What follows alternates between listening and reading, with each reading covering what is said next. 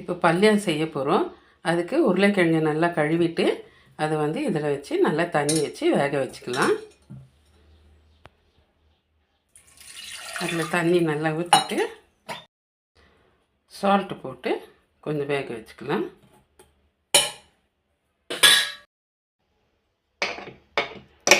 ஒரு 3 விசில் எடுத்து வச்சுக்கலாம். இப்போது நல்லா பொட்டேட்டோ பாயில் ஆகிடுச்சு. அதை நல்லா இப்படி ஸ்மாஷ் பண்ணிக்கலாம்.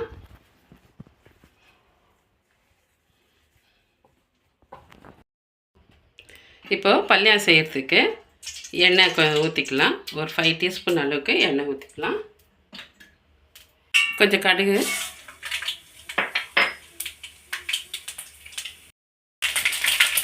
கடுகு இப்படி பொரிஞ்ச உடனே கொஞ்சம் கடலைப்பருப்பு சேர்த்துக்கலாம்.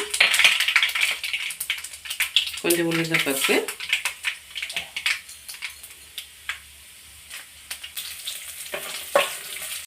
வெங்காயம்,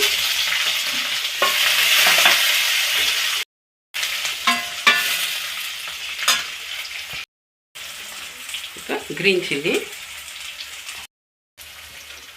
கொஞ்சம் மஞ்சத்தூள்,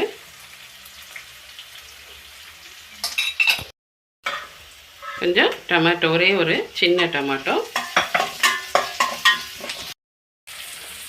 சால்ட்டு. இப்போ இந்த பொட்டேட்டோ எல்லாம் இதில் சேர்த்துக்கலாம். இப்போது கொஞ்சம் கொத்தமல்லி போட்டுக்கலாம்.